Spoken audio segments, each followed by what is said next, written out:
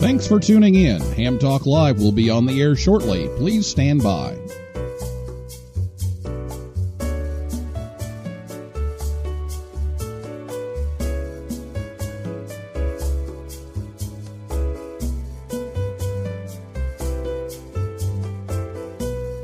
Thanks for tuning in. Ham Talk Live will be on the air shortly. Please stand by. This episode of Ham Talk Live is brought to you by Tower Electronics. For connectors, cables, and more, call 920-435-2973 or visit pl-259.com. And by ICOM. Heard it, worked it, logged it. Visit www.icomamerica.com/amateur for more information about ICOM radios. It's Ham Radio with Neil Rapp. Here we go. Welcome to Ham Talk Live. Call in, let's talk. Neil's your guy. Ham Talk Live. Here we go on Ham Talk Radio.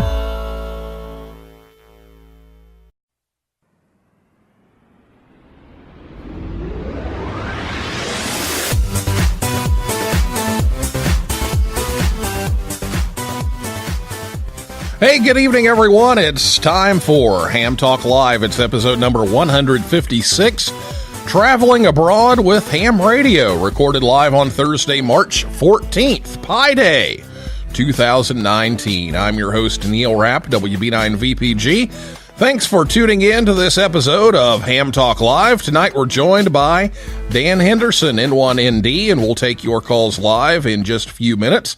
And two big holidays today, so happy Pi Day, and we won't talk about the other one. It's a family show, but have a great day. And if you want to operate your radio abroad, well, that's what we're going to talk about. Mostly licensing and that kind of thing tonight. We'll talk a little bit about traveling with your gear, but we'll stick mostly to all the to the legal stuff, and we'll give you a chance to call in with some questions. In fact, we've already got some on Twitter, so you can tweet those at Ham Talk Live if you like.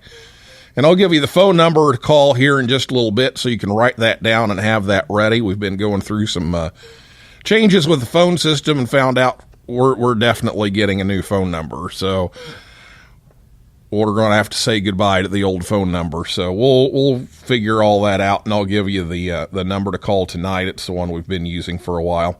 But last week here on the show, Sterling Mann, N0SSC, was here to talk about the YARC Youth Contesting Program. If you missed that, you can listen anytime. Just go to hamtalklive.com or your favorite podcast app or YouTube, and you can catch the rebroadcast also on WTWW 5085 AM, Saturday evenings at about 6:30 p.m. Eastern Time. Also, a note just came in from John Amadeo, not too far before the show started. Jet Juergensmeyer, he plays Mike Baxter's grandson on Last Man Standing. He and his dad both got their licenses. They passed the test, so they have technician licenses. They're waiting on the call signs, but congratulations to Jet and his father. I believe his father's name's Scott.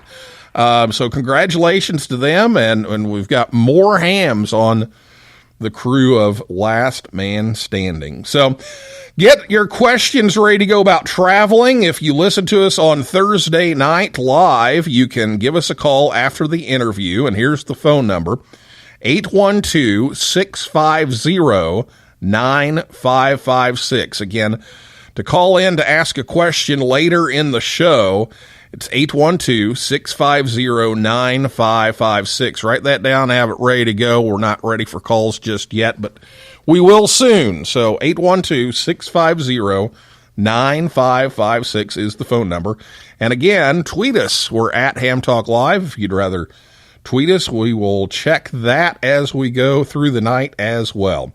So I'll be back with Dan right after this word from ICOM America right here on Ham Talk Live. Create your own band opening. ICOM's newest SDR transceiver, the IC9700, is coming soon. This new radio is bringing direct sampling to the UHF VHF weak signal world. The IC9700 all-mode transceiver is loaded with innovative features such as dedicated amateur satellite operation, color touchscreen, D-Star capability built in, RF direct sampling on the 2-meter and 70-centimeter bands, dual independent receivers capable of full duplex operation, as well as dual watch, and maximum output power of 100 watts on 2 meters, 75 watts on 70 centimeters, and 10 watts on 1.2 gigahertz. Visit www.icomamerica.com/amateur for more information on ICOM radios. Right now, you could be sitting on a beach, sipping a drink with an umbrella in it, and enjoying the good life. But instead, you've decided to listen to Ham Talk Live. So we thank you. And now here's Neil Rapp with more of the show.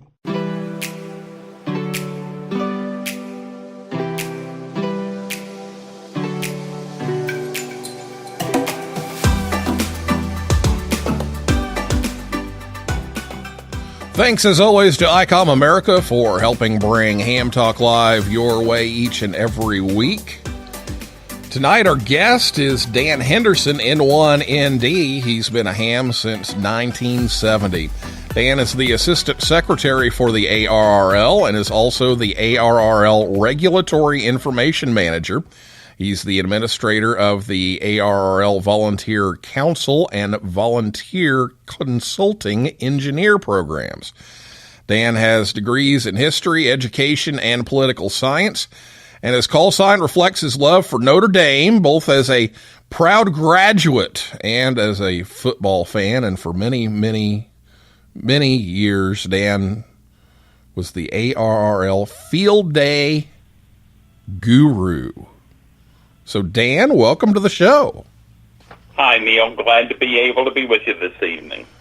Yeah, we're glad you're here, and this has been an interesting topic that we're talking about tonight. Already had some interest on all the social media and on the forums and everything. Seems like it's a popular topic right now as people are thinking about going places in the summer and getting all this figured out of, can I take my radio? How can I do that? Can I get a license? Do I have to get a license? Do I have to get an upgrade and all this kind of stuff? So we're going to try to clear up a lot of that tonight. So first of all, before we get started in all of this, just exactly what does it mean to be a reciprocal agreement? Okay, Neil.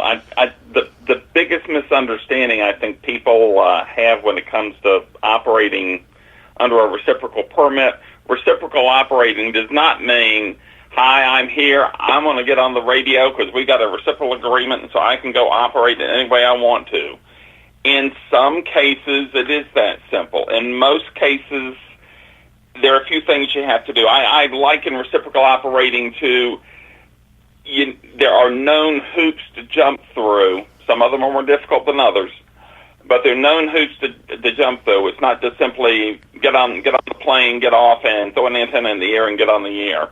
So I think that's always the starting point.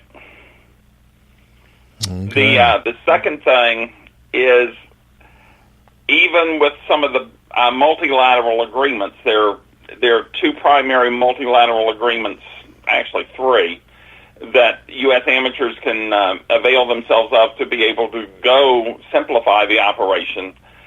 Even with those, sometimes there are hoops that you have to jump through, and we'll talk about a little bit about those down the way. But the principal thing is, and I get questions about this all the time, make sure you know the situation before you go in. As an example, for many, many years, amateurs would show up at the Mexican border, and we have a reciprocal agreement with Mexico, and they would go to the border, and they'd tell the border crossing guard, hey, I want to do ham radio while I'm here. Can you help me get a license? Sure, here, fill out this form, give us our $100, and now you can go play ham radio. Not one of them was legal. because that wasn't the process. So make sure that you're fully aware of what the hoops are before you start jumping through them. Yeah, planning ahead is definitely a top priority, and sometimes that can take months or even years in some instances. Most of them not, but it can take a long time. So let's talk a little bit about, temporarily operating in another country. So that's probably what a lot of people ask is, I'm going on vacation, I'm going to visit Aunt Martha, I'm going, whatever, for a couple of weeks. What do I need to do as a U.S. amateur to operate temporarily in those other countries? Do you just need a prefix or a suffix to your call, or what? So let's start off with the easy one. Let's start off with Canada. With Canada, the reciprocal agreement is actually written into Part 97. And in Canada, it's literally tax stroke VE, whatever province you're in, or VE7 if you're in British Columbia, or VE2 if you're in Quebec. Tack it on to the end of your call sign, go operate and have fun. It's that simple. The same reciprocity works on the way back. Remember, when you're traveling overseas and to other countries, though, you are bound by the rules and regulations of that host entity. The FCC isn't going to enforce you operating out of band in England. That's Ofcom's job. So you need to make sure that you understand that the rules are going to vary by country to country. Band allocations, frequency allocations vary by country to country. And so you need to do a little bit of homework. The most frustrating calls I get sometimes are the ones that say, "Well, I'm popping on a plane tomorrow, and I'm going to take my HT with me." Yeah, and you're going to a country like the Bahamas. We have a reciprocal operating permit with the Bahamas. You have to make an application, pay the fee, and it's about the Lincoln, the Benjamins. And you can get a reciprocal license. They actually require you to get a reciprocal license. And some places you have to go through the application process. Some places you don't have to go through the application process because you have done it in advance if you're operating under, like, the International Amateur Radio Permit, the IARP. An example that Panama is a signatory to the IARP. And you get the IARP from your national society here in the United States, which would be the ARRL. We issue them for U.S. citizens. Don't ask the ARRL, don't let a foreign national, even though they may have a U.S. license, is not eligible to get an IARP through the ARRL. It's got to be issued by only the citizens. So that draws it. But in Panama, once you get that, then you have to notify the national authorities of where you're actually going to be operating. That's caused some problems at times down there. Gets a little more complicated if you get on a Panamanian flagged ship. And shipboard operation is a whole nother ball of wax, which we'll get to, I think, in a little bit. Yeah, we will. Yeah, if you go to the ARRL website, ARRL.org/reciprocal-permit, we have the listing of every country that we have, with as much information as we have.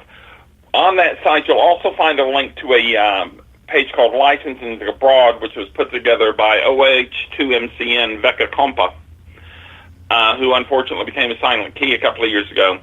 The information on Veka's website was valid. He maintained it independent of us.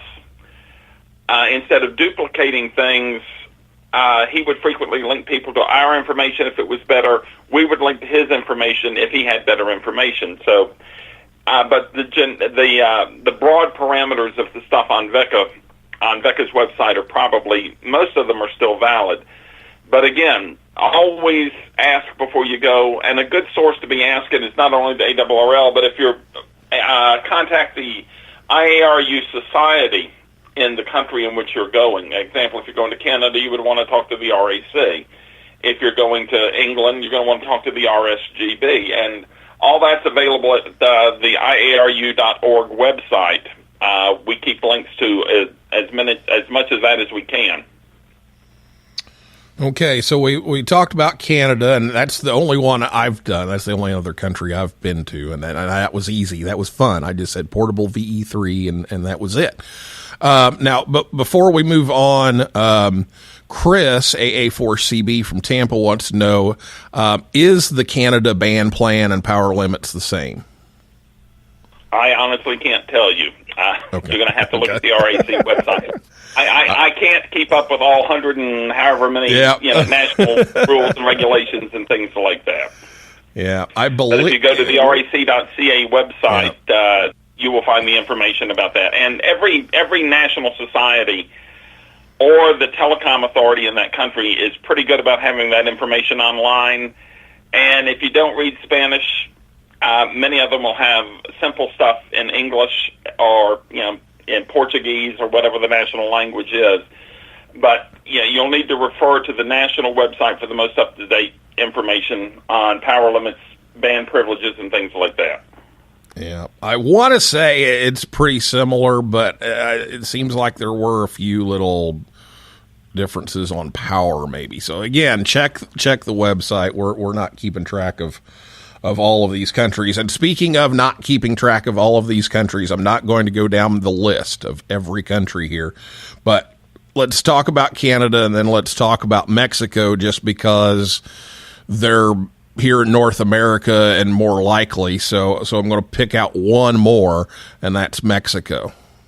Okay, Mexico is very problematic. While we have reciprocity with them right now, they are not issuing any permits.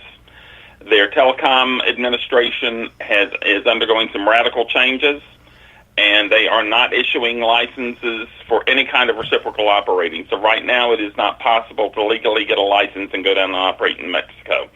When that changes, we'll have that information updated on our website, but Mexico is problematic at this point in time. Okay. Now, let's talk a little bit about CEPT. That makes life a little easier, yet it gets more complicated legally. So let's talk about countries that have the CEPT agreement and what that might do and what it won't. Okay, the European Union, the European Conference on Postal Telecommunication Administrations, is CEPT. They have a series of agreements in the European Union that allows you to very easily operate from another country if you were licensed with what is called a HAREC, a Harmonized Amateur Radio Exam Content. You can even get a license in another, you can get a French license if you're a Hungarian citizen, for example. The U.S. does participate as a signatory to CEPT, which means we agree to accept CEPT licensing here, and we abide by what the CEPT agreements are. So relatively simple with CEPT. But if you've heard of this thing called Brexit, that may create a problem for operating in the UK, for example. But we do have a bilateral as well as the multilateral agreement with the UK. And as that proceeds, there could be some changes along this way. There are two levels of CEPT. One is TR6101, which is the standard higher level of the two licenses that you can qualify for under CEPT. You have to be a U.S. amateur, extra, or an advanced class license to avail yourself of the reciprocity under 6101.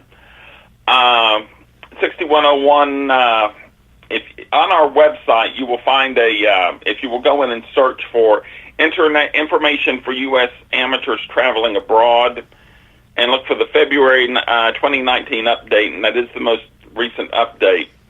And you will see that there, I haven't counted them lately, a whole bunch of countries, from Albania to alphabetically to the United Kingdom, which is the last alphabetically, including Russia, including Romania, so forth and so on, that all have agreed to CEPT. You have to be careful in some of those countries, such as Russia, to make sure that there's nothing particular additional that you have to do. But in general, if you're a U.S. amateur, extra, or an advanced class licensee, you're fully eligible to go operate under 6101.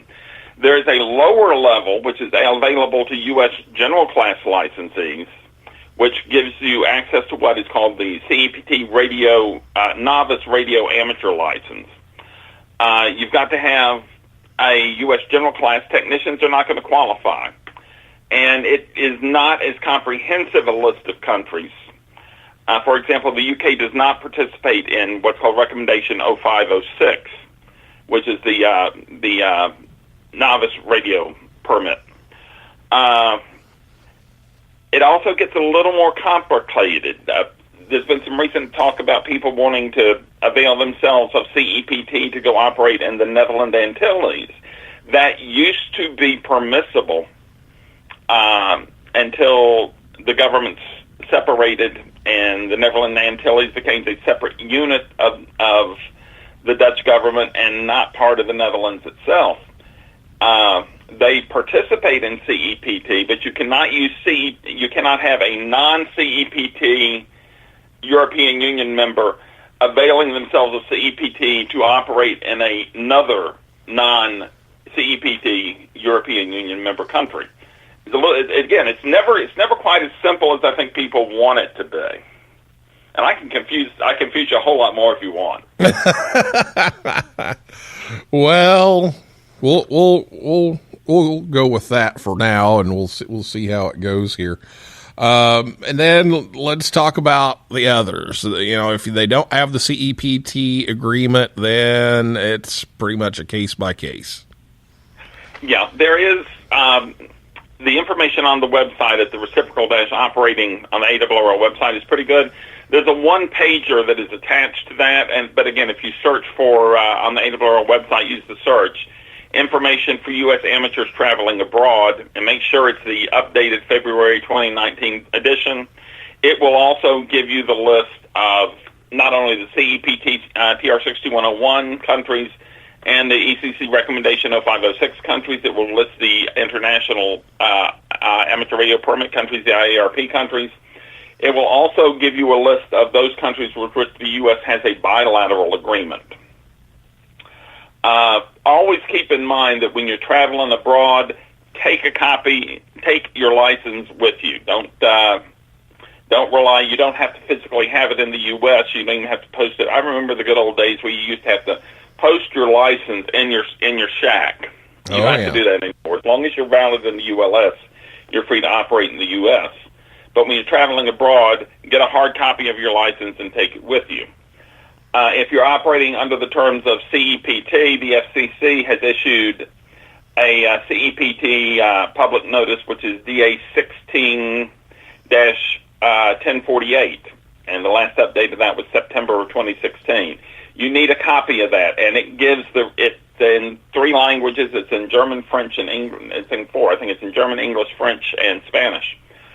And it will explain in case the authorities tap you on the shoulder and want to see what your operating authorization and stuff like that. I can tell you, every time I've ever traveled abroad and operated, nobody's ever cared. But don't set yourself up for a problem. Okay. Well, yeah, that was point 1. So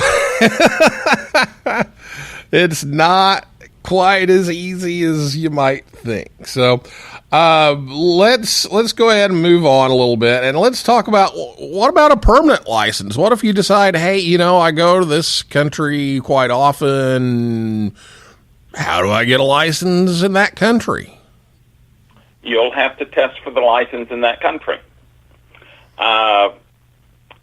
There's some interesting things. There were some Italians that couldn't get a license in Italy a few years ago. They came over and tested for a U.S. license, and they passed the technician license, and they went back to Italy and tried to use the U.S. license as an authorization that would automatically qualify them for an Italian license. It doesn't work that way. People traveling to the U.S. that, hey, I want to get a U.S. call sign, the only way to get a U.S. call sign is to pass the license exam. And then what goes along with that is once you have a U.S. license grant, you are no longer eligible to operate under reciprocity. You can only operate under the terms of your license exam. If you have a the FCC does not differentiate incoming between the two levels of the CEPT license. If you've got a CEPT license, you get full operating privileges. The same does not hold course elsewhere going back. So we've had people that have come in with a full European license, pass a U.S. technician class exam so they can have a U.S. call sign, and then try to operate under reciprocity. And as we say down home where I'm from, that dog doesn't hunt. You have to make sure that you abide by the regulations of the country that you want. The U.S. One of the reasons that they will not accept the U.S. license for a reciprocal full license is the U.S. does not participate in HAREC, the Harmonized Amateur Radio Exam content that I mentioned a little while ago. And since we are not a HAREC country, you do not qualify for that kind of. You can certainly test for a license if you can pass the exam. It's going to be given in whatever the foreign language is. Be forewarned of that. And you'll have to meet those requirements, and that's the way you would get a full call sign other than reciprocity. Okay, so get ready for a test, and you're going to have to take that test probably in that country, I would expect, for most of those, so if not all. So that's the deal. So again, it's not a universal thing. You're going to have to find out exactly for that specific country. Well, before we go to break here, and we are due for a break, but let's talk just a little bit about traveling with gear and restrictions on planes and ships and everything. Are there any restrictions on what you can take with you as far as antennas and power supplies and radios and that kind of thing? And what advice would you give for hams traveling with gear? If it's a holiday-style operation, keep it to a bare minimum, because remember, when you start hauling around an HF rig and a power supply and an antenna and coax and stuff like that, it's going to get pretty heavy, and it's going to be pretty interesting trying to get through some of the customs. I travel with gear frequently, and I've never had a problem because I carry my license with me. I have been asked a couple of times if I have an HT, turn it on and let them see it power up, sort of thing. But there are import limitations on some of these things. They want to make sure you're not bringing the equipment to leave in the country and avoid paying a customs duty that way. So make sure you have the receipts for your equipment that you're traveling with to prove that you bought them, you didn't buy them there, and you don't owe customs duties on it.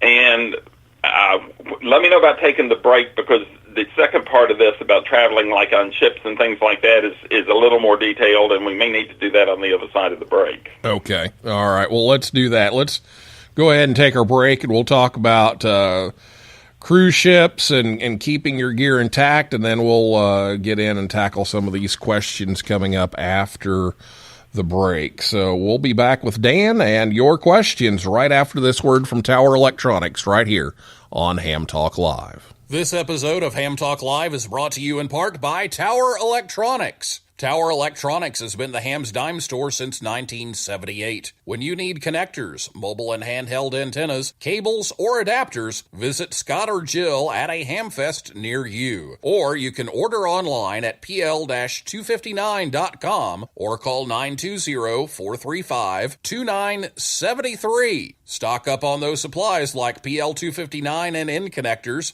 SMA adapters, audio cables, soldering supplies, mobile antennas, and ham sticks. Their silver-plated N connectors are even used on the International Space Station. Tower Electronics carries MFJ, Comet, Daiwa, OPEC, Workman, and Ham Pro products. And don't miss their 0% off sale going on now. Tower Electronics, online at pl-259.com. Proud to sponsor this episode of Ham Talk Live.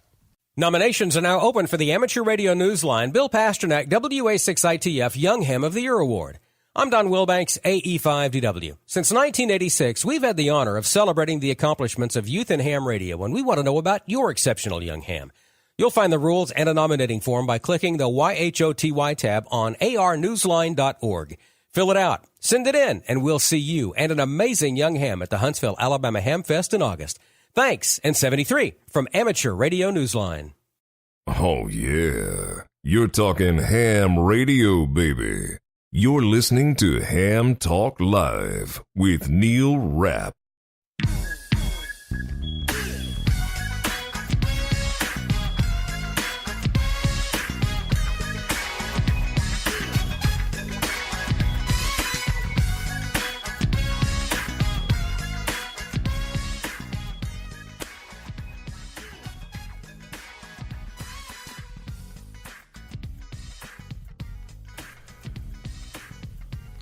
Thanks to Scott and Jill at Tower Electronics for sponsoring the show tonight to help bring you Ham Talk Live. Coming up this weekend, Toledo, Ohio on March 16th, Sevierville, Tennessee, March 30th, Belton, Texas, April 6th, Staunton, Wisconsin, April 13th, and also Mobile, Alabama, April 13th, or visit them online at pl-259.com. Ham Talk Live is on the air every Thursday night at 9 p.m. Eastern Time right here at hamtalklive.com. Be sure to check us out on Facebook, Twitter, and Instagram, and we'll give you a chance to call in here in just a bit. But let's pick up where we left off, and my apologies, Dan, I had to cut you off from the commercial break there. So we were talking about traveling with gear. And we were talking about the cruise ships. And I've heard a little bit about cruise ships because it was one of our Newsline guys, Paul Brown, WD9GCO, was talking about it and said, yeah, I checked with the cruise line and they said if I bring my HT, they're going to confiscate it. There's just nothing. And that others are. So let's talk a little bit about cruise ships. This is the most complicated question I get, and I get this question once or twice a week. The starting point with a cruise ship is you have to have permission of the cruise ship company to even have the equipment on board. If you get that permission, and some of them will work with you. I know that QCWA will do a theme cruise on one of the boats, and they've made special arrangements with the cruise ship company to have the stuff online or on board with them. If you get that permission, then you have to have the permission of the captain to be able to operate on onboard ship, and that's another set of things that you have to go through. And that's before you even get to the licensing issues. When you are on board that ship, you are under the authority of the country flag, the country of the flag of the ship that you're on. A Panamanian ship, Carnival Cruises is not a U.S. line. I believe it's, I forget where it's flagged. But the country of flag of the cruise ship line means you have to have reciprocal operating authority from that country. And then we take it a step further is what happens when you're on board that ship and you're in a port of call of another country where the third country's rules and regulations come into play. The way I answer the cruise ship question for most people, I start with how long are you going to be in a port? Oh, we're going to be there for the day, and I thought I'd get on the repeater and just talk to some people and maybe have some lunch with somebody. You got to remember that in that kind of situation, they don't use repeaters necessarily like we do. So you're not necessarily going to get on and, while it seems exotic, oh, well, I was a DX country in Montserrat, and I was stroke VP8 in the Falkland Islands. It's not that simple, especially when you're on board ship. I have heard of situations where the ham husband and wife took the HTs with them so they could keep up with each other on the ground on a shore leave during a day. The cruise ship company became aware of them having the radios and would not let them back on board until they had turned them into the purser to only to be returned at the end of the ship. So you have to be. Cruise ships are another animal in and of themselves. Okay, so more to check on. So what about TSA? What do you think? What's TSA looking for if you go through and try to fly with a rig what are they going to look at? It's going to be like any other electronics that you're carrying on board. I have never had a problem with TSA. The only questions I've ever had from foreign customs and immigration, is they want to see a license. They may have asked you to turn it on to make sure that the radio really is a radio and it's not a piece of plastic explosive shaped like a radio sort of thing. They're very careful. They're very edgy about stuff like that. But that part of it is fairly simple. The more difficult part is when you're such as a de-expedition going somewhere and you pre-ship equipment into the country.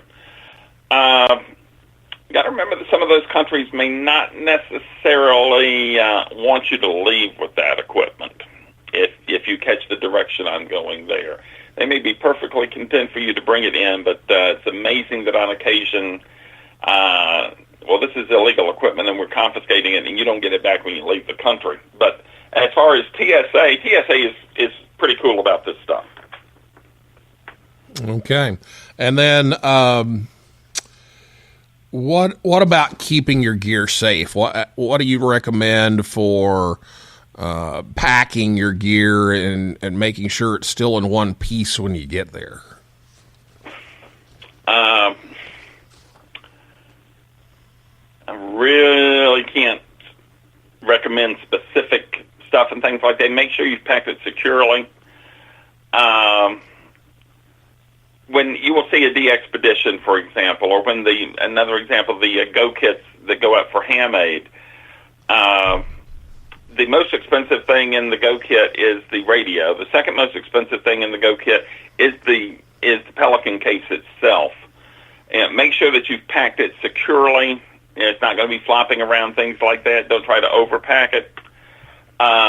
Remember the weight requirements on some of these flights, so you have to be careful of distribution of weight in those things.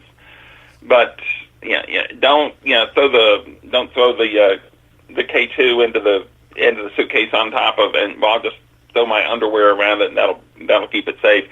Again, you're going to end up with a radio that's going to be tousled. If you've ever watched some of the baggage handlers at some of these places, you understand what I mean by that. The United Breaks Guitars video comes to mind. Yep. One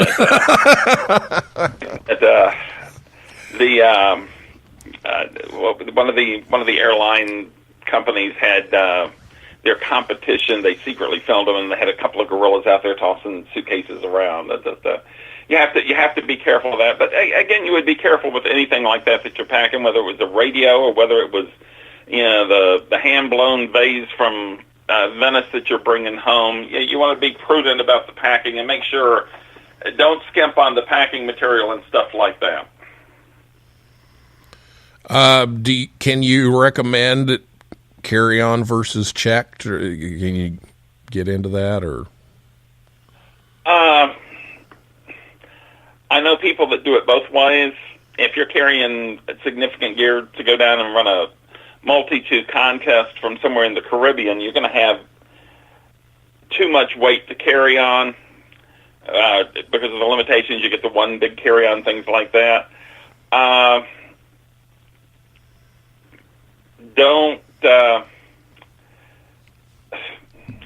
am I trying to say here? Let's not, don't expect that every piece of equipment that you go with may be there when you get back. Sometimes employees, look at what I found. Sort of syndrome, and it mysteriously gets lost. Okay. But again, those are you deal with that with any way that you're dealing with shipping something like that. Sure. Remember that what you're putting into that checked luggage is going to be open and accessible. Okay, good advice. All right, well, let's take some of your questions out there in cyberspace here and on the phone lines. We'll open up the phone lines here at 812-650-9556. Again, the number 812-650-9556. Now's the time to call if you want to call in. We do have a couple of texts that have come in over Twitter and on Spreaker here. First of all, Adam K0FFY says that he's planning on a trip to Iceland. And he says, I'm traveling to Iceland this summer and would like to operate satellites. I recently upgraded to General. In order to operate there, I'm wondering if I need to upgrade to Extra or notify or file anything with the licensing authority there. Iceland is a signatory to both CEPT TR 6101 and to CEPT recommendation 0506. So the licensing is going to be covered for them in there. They have VHF, UHF privileges in Iceland, but again, I would go to the Icelandic Amateur Radio IARU Society, and you can find the link for that, IARU.org. We'll list on there will be the list of the member societies with the links to their contact information. But I would drop them a line and ask them the particulars, but as far as licensing end of it, he should be covered by the recommendation 0506. Okay, very good. And we can't obviously do that for every country, but we had that one, so we'll run with that. Chris from Tampa again. I had a UK ham come to my VE session and took the tech and general here because his UK license wouldn't let him operate 146 to 148. The UK license only does 144 to 146. So now he can operate on all general class US frequencies. That's kind of strange. Does that sound right? Yeah, this is one of those cases where their frequency allocations do not necessarily match with us. I know that Europe has, I can't think of anybody right off the top of my head in Europe that has 146 to 148. They all have 144 to 146. So, he would have to pass the U.S. exam to be able to get those extra frequencies in that particular case. And the thing to remember is once he has a U.S. license grant, once he has that general U.S. class license, he is no longer eligible to operate under a reciprocal license. He can only operate in the U.S. under that U.S. license grant. Yeah, that's the strange one. I have a friend that was talking about that from Canada. That is, he got a U.S. license, and now all of a sudden that, the reciprocity is not there. So, okay, Carl, KD9HQT just opened up another can of worms. If I went to Japan or any other country and bought a rig from that country that's not FCC approved, since it would transmit off frequencies of the U.S. bands, but had to operate on the country's band plan with that import rig, and then bring that back to the U.S., what's the deal with that? Would that be illegal if it's not type accepted for the U.S., or what's going on with that? You remember the type acceptance to be certificated is for sale in the U.S. I can't give a definitive answer on that particular scenario, but it is his personal equipment that he bought previously. He is not buying it in the U.S. He is not bringing it to the U.S. for resale as an importer or something like that. He would need to check with the FCC on that, but my inclination would be that it's no different than an amateur bringing his own personal gear somewhere else. Okay. And, of course, the rules and band plans are going to apply in whatever country you're operating in. So you gotta do that. Right. Allocations and band plans do differ by IARU region. And while there is a global band, for example, at from 7.0 to 7.2 megahertz, the 40-meter band, a lot of the world does not have 72 to 73. As amateur, we have it as amateur exclusive in the U.S., but there's still foreign broadcast up there. And so that's, again, to underscore, go to the National Society online of the country that you're going to be visiting and operating from, and make sure you get the direct information. They will have the latest on frequency allocations and things like that.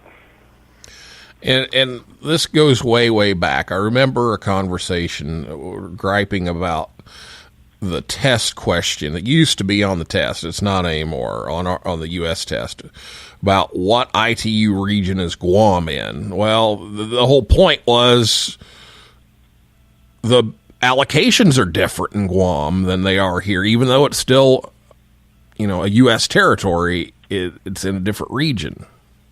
Yeah, if you look at Part 97.3, I think it's 303, you will see that it may be 301. I don't have Part 9. It's the one thing I don't have open on the computer screen in front of me.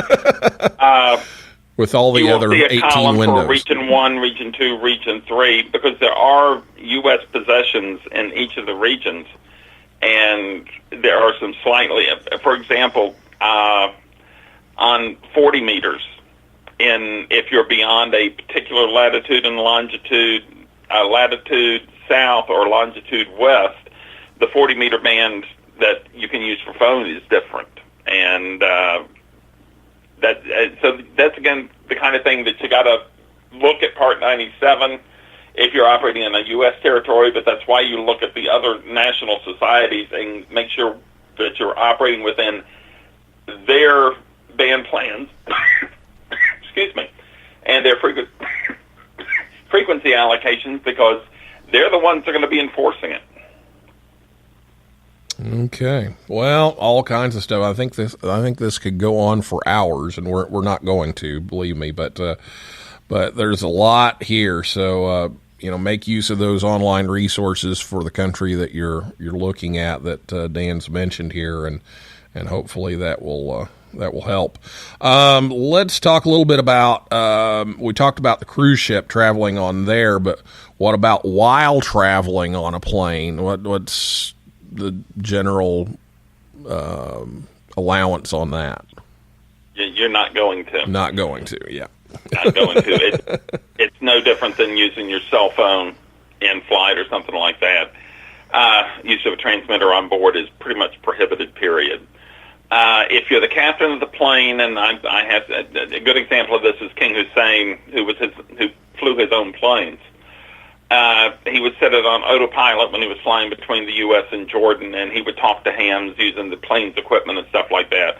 But Joe rank and file, sitting back in the cattle call area on squeezing as many people in as you can airline, you're not going to be working ham radio with your HT as you're flying over the country. Okay. And then if you're in international airspace or international waters, what are the rules? What band plan do you have to use, and what country has the authority to say what happens? What's the flag of the country of the boat that you're on? Okay. Very good. And, okay, go ahead. So, that becomes part of it. Each of the 3 ITU regions has the general band plans. But you got to remember that people refer to band plans. They're actually most of the time referring to frequency allocations, and they are not the same thing. Right. You're looking at the frequency allocations for Region 1, Region 2, Region 3, and it's going to be determined by the country of flag of the ship that you're on. Okay, very good. Yeah, band plans are definitely different, and I may have flipped those terms there, but the band plan is different from what you're allowed to operate on. Okay, we've got a call on the line, so let's take a question on the phone. Good evening, welcome to Ham Talk Live.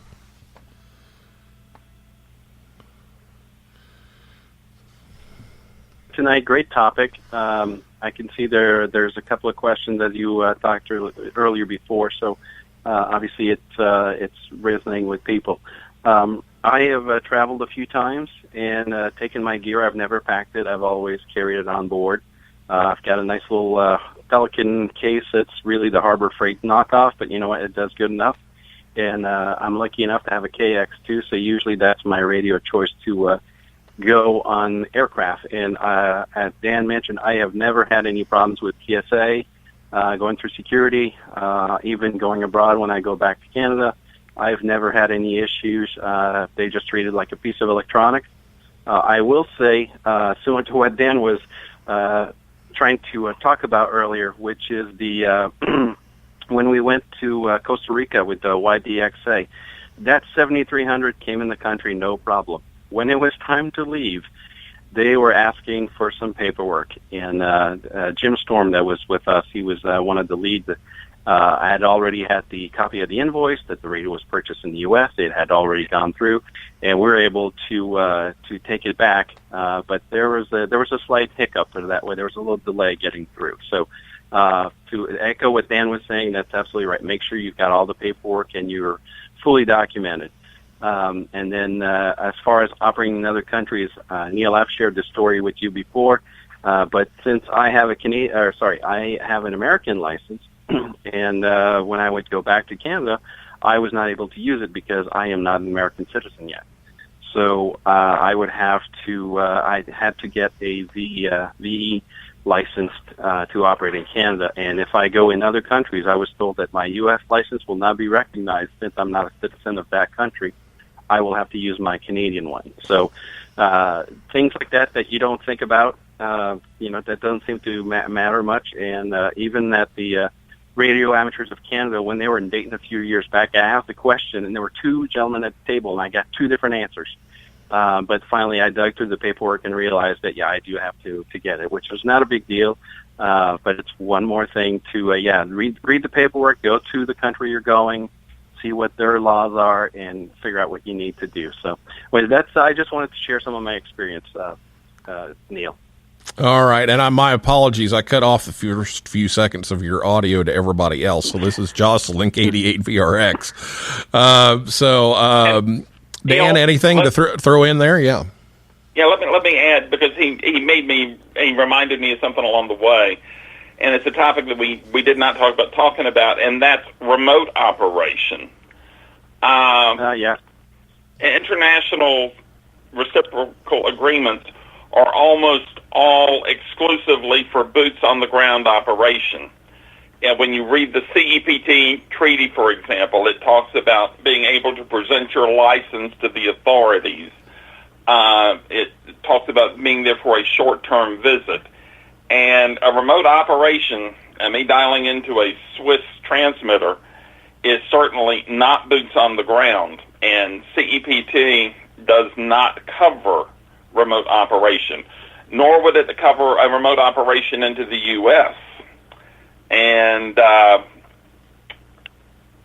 remote operation would also include if you are a foreign national visiting the U.S., where you are boots on the ground, you're certainly eligible to operate, but you could not operate a remote station. You couldn't be in Texas and operating a station in Spokane, because you would be operating under CEPT, and CEPT does not allow remote operation. So I forgot to mention that earlier. So I'm glad he brought it up to where I could reminded me of it. Yeah, that's and a just good to point. compliment there, Neil, I have a friend that has a remote, Jay, K4ZLE, that lives about 10 miles away from me at the very most. And he allows only U.S. amateurs to transmit for that specific reason, because he said it's too hard to keep up and the maintenance is just not worth it. So he's like, if they want to operate, they have to get a U.S. license. Sorry, I wanted to throw that in there real quick. Tell Sure. Jay I Glad you said did. hello, by the way. He's become a good friend over the years. Yeah. All right. Well, I will let you carry Okay. on, and thank you for taking the call, Neil. I'll talk to you soon. All right, Jocelyn, take care. Good to hear from you. Bye-bye. Bye-bye. Okay, well, Dan, we've already kept you overtime here, so I'm not going to keep you any longer. But any last thoughts that you want to get out here and kind of summarize what we've talked about here tonight? Yeah, the bottom line is know before you go and have fun. The bottom line is that's really where, ham radio, I know that it's got all sorts of purposes that people do experimentation and emergency communications and public service, but remember to enjoy the ride along the way, because we got into this to have some fun along the way, and reciprocal operating is certainly something I hope people get a chance to do, because it really is exciting. One of the best experiences I've ever had, 2 or 3 times I've been relatively rare DX. I've been able to operate from 4U1 ITU. I've been able to operate twice from HV0A at the Vatican. And let me tell you, something nice about being on that end of the pileup, but make sure you got your ducks in a row before you go. Yeah, that's good. And remind everybody of the website again. Yeah, the website, if you go to ARRL.org, you can search for just reciprocal operating. It'll take you to the page, and on there there's a link to the one-pager about operating overseas. And I just closed the link, so I don't have it back open in front of me. But if you search for international operations, you'll find the link is on the search output. Okay, very good. So take a look at that for the country that you want, or just, if you go to Canada, that's easy. So I recommend that one. But but it's possible. You just got to check it out before you go, and make sure you do that in plenty of time to do that. Ed Durant, DD5LP, sent me a whole bunch of stuff about traveling with batteries, and I'll just throw out here, IATA international rules can be found at IATA.org/DGR-guidance. And it talks about like smart jacket, so it's like a case for your cell phone with a battery in it, hoverboard, scooters, and then even radios that have some kind of a lithium battery in it, or maybe you've upgraded it and put a LiPo in it instead of a NiCad. There are limits on, the size of those batteries and everything. So make sure you check that out too, because those lithium batteries can be classified as dangerous goods. So I don't have the time to go into everything that he sent me, unfortunately, but he did want to remind everybody to kind of check that out too, because the batteries can be an issue. So beware of that when traveling as well. Well, Dan, thank you so much for coming on. You've been extremely informative, and I think we might have left with more questions than we had to start with. I'm not sure, but you've enlightened us as to what this all entails and where to find the information, and given us a lot of great examples to try to figure this thing out. So my sincerest thanks, and glad to have you on tonight. It's been fun, Neil. Thanks for the invitation. And like I tell people, go have some fun. That's our hobby. All right. Well, that's a wrap for this week's edition of Ham Talk Live. Thanks to my guest, Dan Henderson, N1ND, and everybody out there in cyberspace for listening, calling in, writing in. And I'll invite you back next Thursday night at 9 p.m. Eastern Time when Marty Soloway, NN1C, will be here to talk about Team Exuberance, the youth CQ Worldwide WPX contest team that will be operating at K3LR. And for a list of all of our upcoming guests, just go over to hamtalklive.com. And if you like the show, please leave us a review if you can. That helps others find us faster. So for now, this is Neil Rapp, WB9VPG, saying 7375, and may the good DX be yours.